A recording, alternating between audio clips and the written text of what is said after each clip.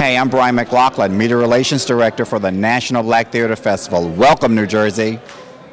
Hi, my name is Perry Gaffney, and I'm here in Winston-Salem at the National Black Theater Festival. This is the 27th year, 2015, where Larry Leon Hamlin dreamed a big, big dream, and Maya Angelou thanked him for it. And this is a tribute poem that I'm making it a tribute to him. It was written by Edgar A. Guest, and it's called Somebody Said That It Couldn't Be Done. Somebody said that it couldn't be done, but he with a chuckle replied that maybe it couldn't, but he would be one who wouldn't say so till he tried. So he buckled right in with a trace of a grin on his face. If he worried, he'd hit it. He started to sing as he tackled that thing that could not be done, and he did it. Now somebody scoffed, "Oh, you'll never do that. At least no one has ever done it." So he took off his coat and he took off his hat, and the first thing you know, he'd begun it. With a twist of his chin and a bit of a grin, without any doubting or quitting, he started to sing as he tackled that thing that could not be done, and he did it. There are millions to tell you it cannot be done. There are millions to prophesize failure. There are millions to point out to you one by one the dangers that wait to assail you. But just buckle right in with a trace of a grin and take off your coat and go to it. And then starting to sing as you tackle that thing that cannot be done, and you'll do it. That's what Larry Leon Hamlin did. He dreamed a big, big dream. I knew him 6, 7 years before he ever started the festival. And he didn't let the doubters or the naysayers stop his vision. You have to keep your dreams alive. I am an actress, but I'm also a writer. Hello, my name is Chalet Jean-Baptiste. I'm a writer and producer. I wrote the play Black Dresses Stain, and I'm from New York originally, but I moved to North Virginia, Manassas, Virginia. And I'm here to enjoy the plays, the people, the atmosphere, and to see what's out there now in the theater world. The arts is essential for young people. I'm a college professor, and I find that a lot of times when I teach English and when a lot of students come into my classroom, they're not exposed to the arts anymore like they used to be, like when I grew up and we had to go to theaters and plays and take art classes. Because of budget cuts, a lot of students are not exposed to the arts as much as they should be. And it's so important. I see the faces light up of my literature students when I take them to go see a play. Not only does literature come to life for them, but they begin to understand life in a different way, because life is literature, life is art. Everything is not about electronics and technology and engineering. So we can't forget the arts, especially for young people that may need another outlet. The art saved my life. If it wasn't for reading people like Maya Angelou and reading Toni Morrison's book and listening to music, it allowed me a creative expression that I think is missing in a lot of young people. And they think the only creative expression now is rap music or, R&B and pop, and it's not. Reading and listening to literature and going to the first book for colored girls who considered suicide when the rainbow was enough. Those plays, the Fences, August Wilson, all the people that came out and really expressed themselves in theater and arts, it saved my life. And so I attribute the arts to who I've become today. And I think it's so important for young people to understand that there is an outlet out there and there's something else that they can do to express themselves creatively. My name is Alicia Stout. I'm out of Atlanta, Georgia. I am an up-and-coming actress. I am down here on behalf of WXRB Radio with the Duque Remo, and I'm also here as part of 2 stage plays and enjoying every bit of it. I believe that arts is essential for our youth because of the fact, as a youth mentor, I'm trying to find creative and unique therapeutic ways for my youth to be able to express themselves without having to go to too many boundaries so that it doesn't trigger them for anything else and let them even think. So arts is a way of expressing themselves in a natural environment. Personally, I also believe that arts is not only very creative as far as expressing yourself, but it's also a healthy lifestyle to live, to be able to enjoy the serenity and enjoy the peace that comes along with the arts. So, for colored girls who've considered suicide when the rainbow is enough, is a masterful piece of work, as we all know. You know the playwright who I happen to know personally, Intezaki. Let's give it up for Intezaki. She planned that she never knew it would have the global impact that it has had. Big joke, right? Sure. So, I want you all to stay tuned for the Broadway revival. When is that? 2016. So, today, see the character, the lady in green, the monologue. Somebody almost walked off with what? All my stuff.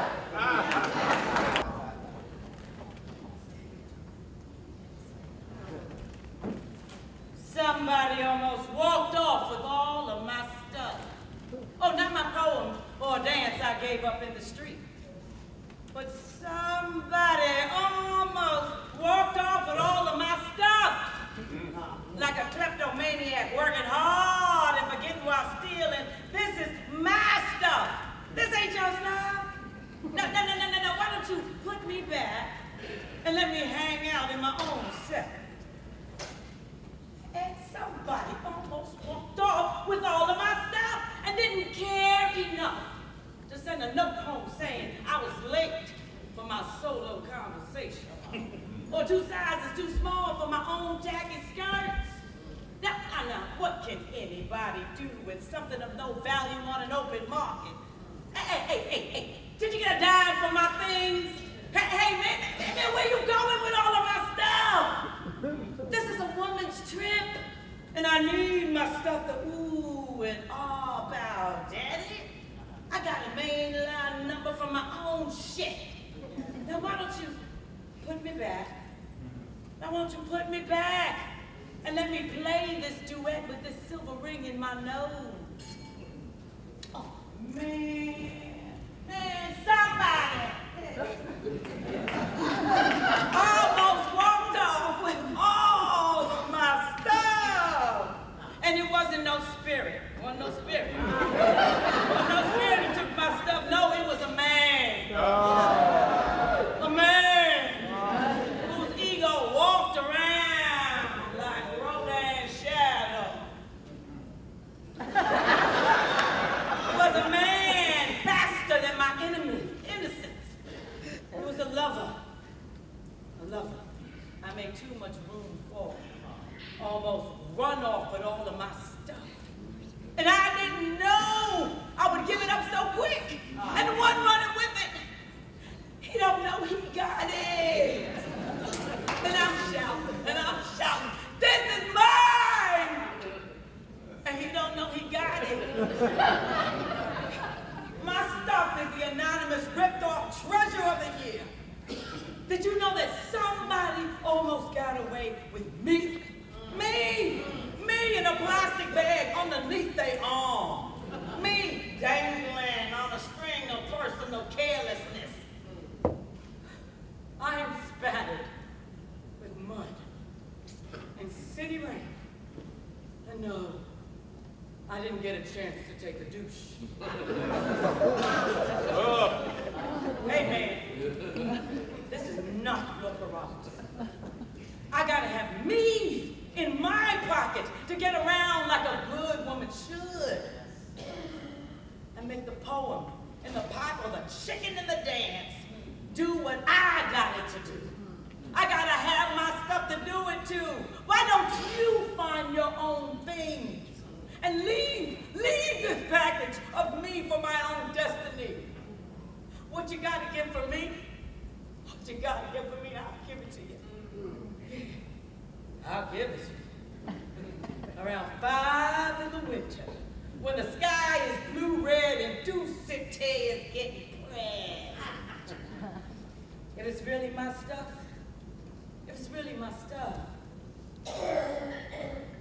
you got to give it to me. If you really want it, I am the only one who can handle it.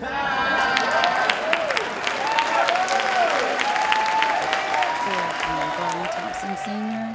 and we were really honored. He, of course, was born in Muskogee, Oklahoma, and he has Western Cherokee ancestry.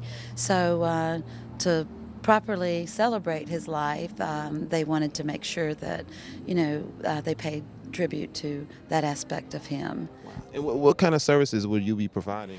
Well, we'll start out at 2 o'clock outside the Marriott with about 50 Native American dancers from all over the state of North Carolina.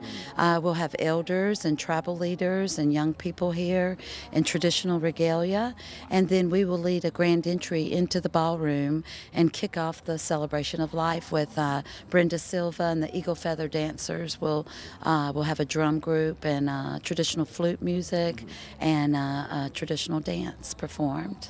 Wow, that is a lot to offer, especially to our youth. Let me ask you a question. How do you feel that will translate over to our youth today, like especially?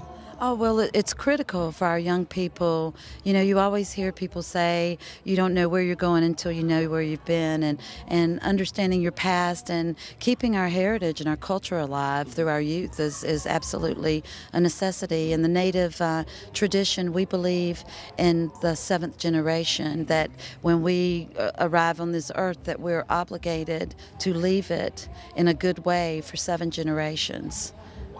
Wow, and we were just talking about the foundation and how it seems like our youth has lost its way because they don't really know where they come from. So how important do you think that it is for the youth to know their foundation? I know you kind of touched on it a little bit, but how important do you think it is that it keeps them grounded. I feel like we've seen it, particularly with me in particular. I live in an urban community just about 30 minutes away in Greensboro, North Carolina, and lots of times what happens with our families that relocate from their tribal communities is that all of a sudden they look around and they're sitting in a classroom and they may be the only Native American student not only in the classroom but in the entire school, and there's a real feeling of isolation.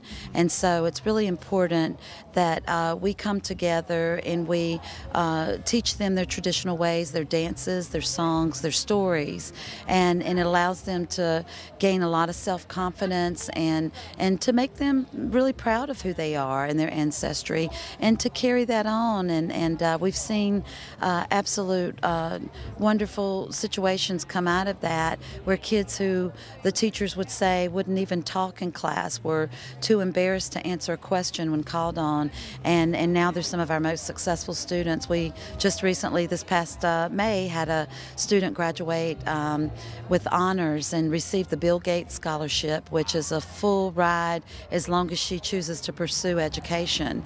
Everything, all expenses paid.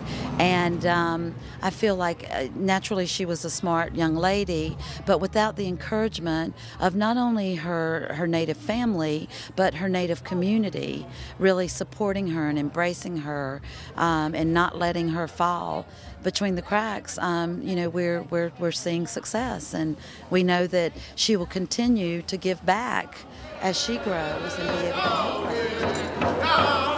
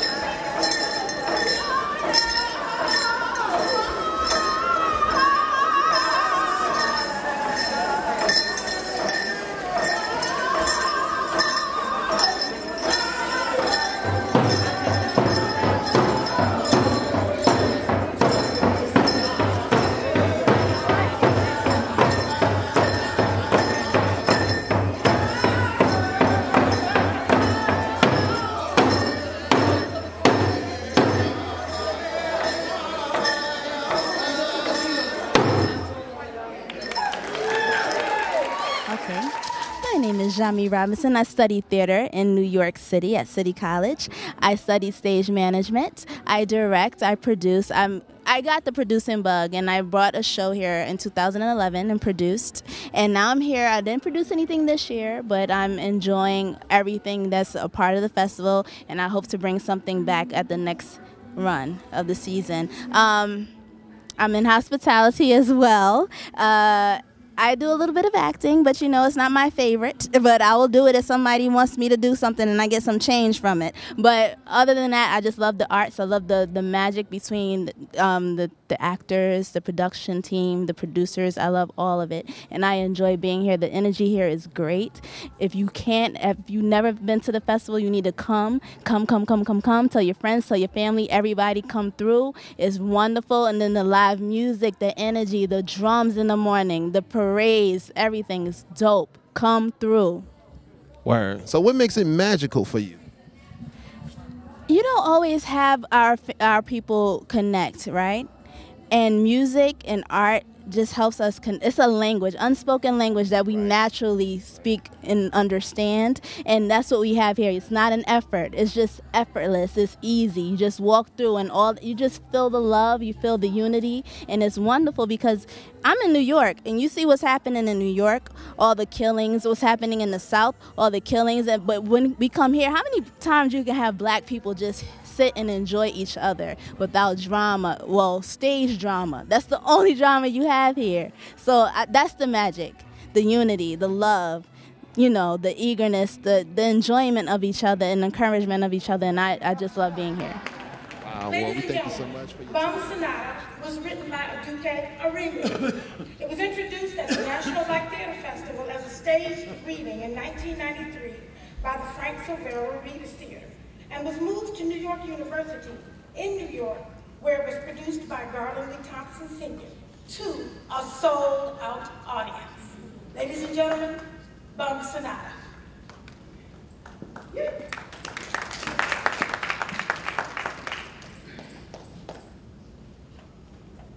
Music is the tale of life. The black and white notes dance across the bars, and our spirits are lifted in song. It brings together the foreign and the unknown, the yin and the yang, all the strange entities hand out when the chord is played, the haves and the have-nots. Music is the equalizer, not death. Death is cold and permanent, but music changes and quietly plays in our minds as we walk the mundane road of life. The music inspires the dance, and the dance inspires the soul. Ecuador plays on the 2 tin cans as the bums dance in fast, uncoordinated movements. Beth's Birch, one of the bag ladies, moves more gracefully than the others, showing sings of elegance, and Jakima sinks on the corner, staring in space. Come on, let's dance, y'all. I'll be the lead. Can't you let me lead? I'm not that old. Come join hands. Why not? Or are you too nasty and grubby to touch my fine, elegant hand? Do you wash the filth from your rags? You all smell dirty.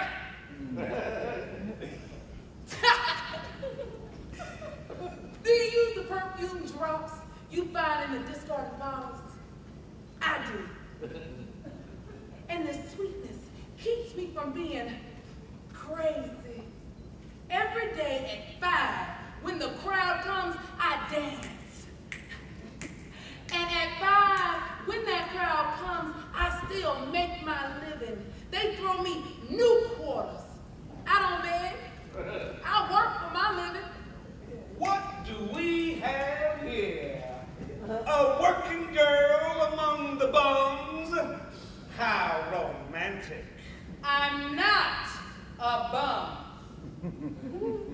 I'm just temporarily taking a rest from the hypertension and confusion. I needed a vacation, so I dropped out for a spell to let some fresh air blow through my hair and live with the people. The trip out there is moving too fast, and I didn't have time to adjust, so I became a dancer. I can dance any place I find the music. I dance to clubs.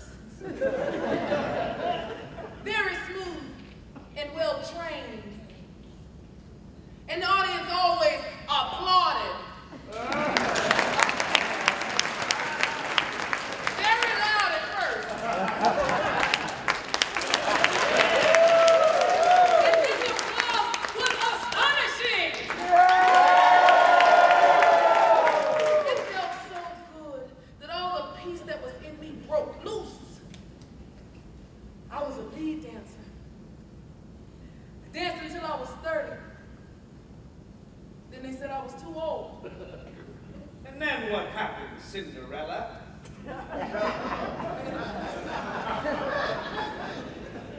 You're just jealous because you're just a cheap go-go boy, and I was with the elite artistic set. Kisses. If I did, you'd have a nervous breakdown. Come on, y'all, let's dance. Hey! Stop this dancing. Stop this dancing. You're tired, outrageous, bad people. You're liars, perpetrators of the truth. You like the streets because it's easy. You have the whole world for your company. You eat from garbage cans and devour your soul with triviality. This entire performance is a coward sonata. The notes are sour and out of tune. Restring your violin, you nuts. The chords are old and worn out. Only a clown would attempt to entertain without an audience. Only a clown. How's it going? I'm Neil Dawson from New York City. Actor, theater teacher, hustler. I think the arts is very important. I think before you learn to talk, you learn to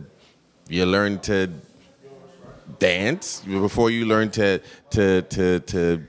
before you learn to talk, you learn to sing. Before you learn to walk, you learn to dance. Arts are so important. I work with a lot of young people in the Bronx and other areas of New York, and sometimes some students lack a lot of imagination, I've noticed, and I think it's because they're so regimented into what they have to do for school. They don't go outside and play these days. Everything is about video games, and I think imagination is lost. And I think that art helps to make imagination happen. And if you don't have art in schools, if you don't have art centers, if you don't have places where people can go and express themselves, there's a part of your imagination that just doesn't work. So, when I was coming up, I had those kind of outlets. I had a theater troupe that I was a part of. I was a part of a lot of arts-related things where I grew up. And I'm noticing that as times progress, seems like the arts are kind of diminishing. I work with an organization called the Dream Yard Project, which is located in the Bronx, and it's the it's the largest arts education program in the Bronx.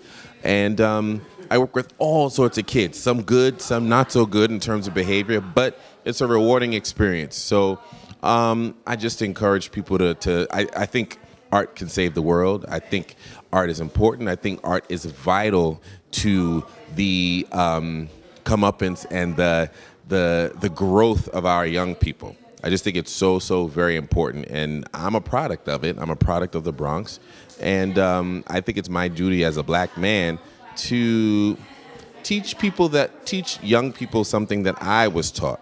So that's one of my sort of goals, and one of my challenges, and one of my goals, and one of my, I think, purposes in life is to give my little wisdom, the little things that I have, and share that out with the world, because that's important. What you learn, you have to share. And if you don't share it, then what's the purpose?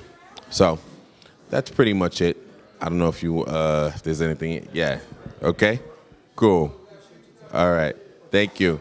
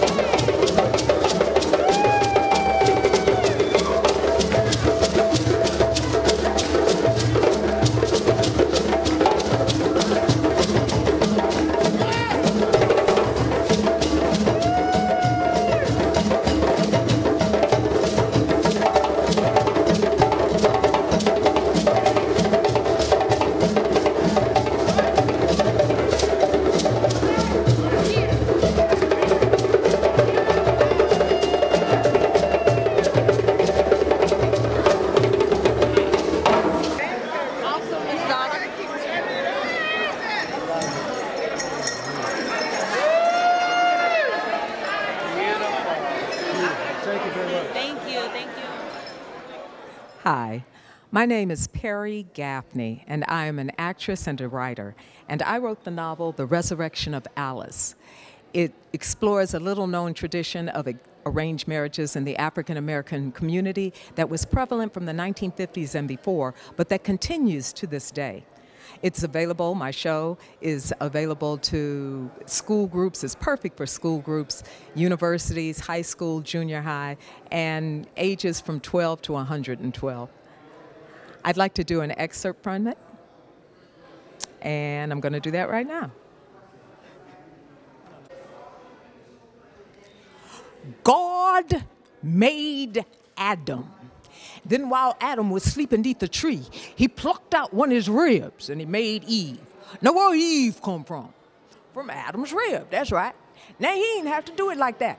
He could have scooped up a whole nother heap of clay, made that woman. He could have made her for us. After all, he God, ain't he? He do whatever he want to do, ain't that right? I said, ain't that right? Well, all right then. But he didn't do it like that. See, he done it so it be clear that the woman comes second to man, and she ain't nothing without a man since she come from him. Oh, yeah. Now, some of you women think you should be first, but that ain't God's plan. Now, is it? I said, that ain't God's plan. Now, is it? Oh, now, don't get mad at me. I ain't read the book. I just preach on it. Now, see, the man is supposed to lead and the woman is supposed to follow, see? Now, the first time Adam give Eve a chance to lead, what'd she do? Come on now, y'all know what she did. She led him to the forbidden fruit and had him eating things he didn't have no business eating. And that's why we die. Now, why do we die? Because of Eve and her persnickety self. She ain't know nothing about taking the lead and gonna sit up there and tell somebody what to do. And Adam done it. Now, see, that's the other half. Adam done it. Now, men, you got your own mind. You make your wives listen to you. Don't you listen to her. Now, that's God's plan. Now, Adam pointed out that some of you women think you should be first. You say, well, we the ones bringing new life into the world. Well, you brung us death, too. Remember that? So get on off your high horses, because I happen to know that some of you women is refusing to make babies because you ain't getting your way. But if you is married, you must submit to your husband. You ain't got no choice. If you is married, you must what? Come on now, people, that was pathetic. I said, if you is married, you must submit to your husband. You ain't got no choice. Now, if you is married, you must what? You must submit. That what? Now, if you ain't married, you ain't got no business raising up your skirt and dropping your pants. Listen, you about to take a bath or use the toilet. Oh, yeah. That was the monologue that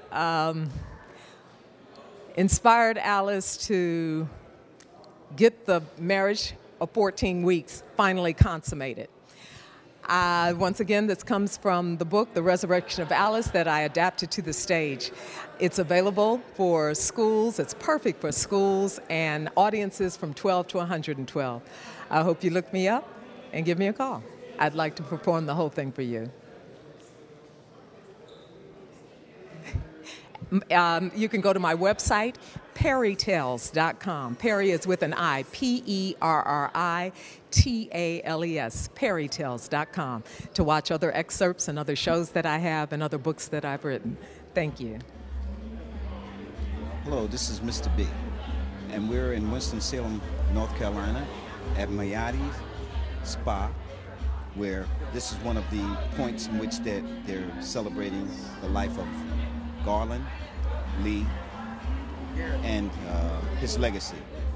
And I'm here with Mamie Andrews, and we're from Paterson, New Jersey, and we're going to present a presentation here tonight, Mr. B, and we hope you enjoy it. And Mamie? Yes, so we're here tonight, and it's a wonderful occasion. Came from Paterson, New Jersey, representing the city of Paterson, and we're here honoring the Black National Theater Arts Festival. Great to be here. Come on.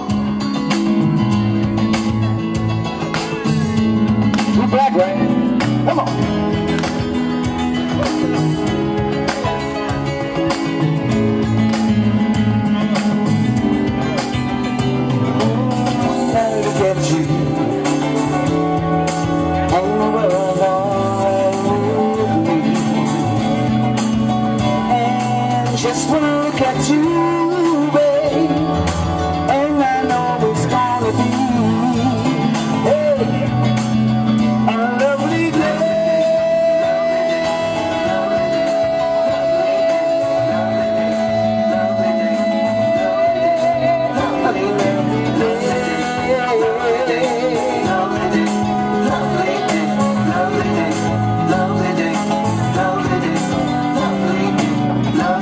When I'm loving you, baby, you love it so good. Lovely day, lovely day, lovely day. When I wake up in the morning, you're next to me. Lovely day, lovely day, lovely day, lovely day, a lovely day.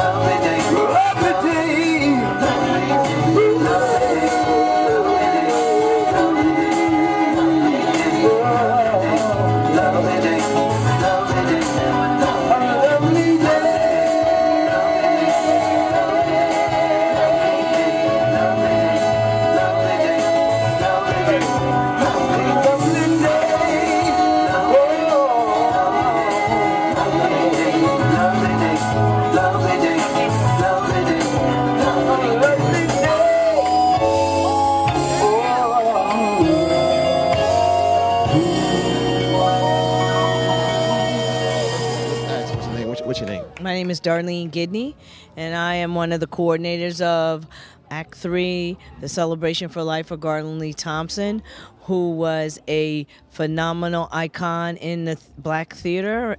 What he did is he founded the Frank Silvera Writers Workshop along with Morgan Freeman, the late Clayton Riley, and Billy Allen.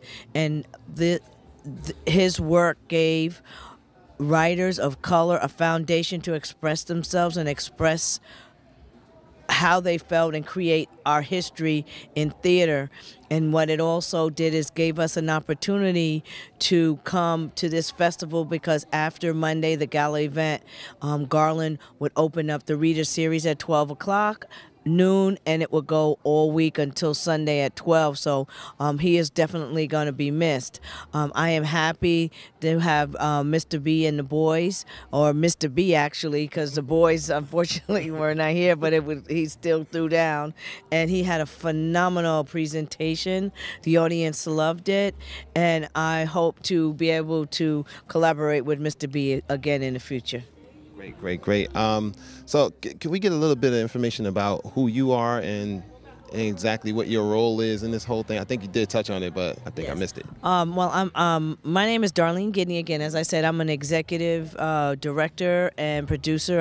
My company is Be Rich Entertainment. I am a theater director and producer, and my role in this whole event was to celebrate Garland's life here at the festival. So that's basically what I did here at the festival this year in 2015. Okay, I hope that we can bring black theater and theater into New Jersey, because New Jersey is a powerhouse place, especially Patterson.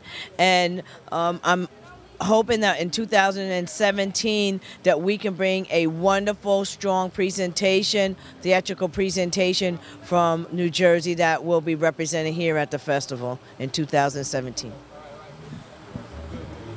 right. And that's Take. That's it.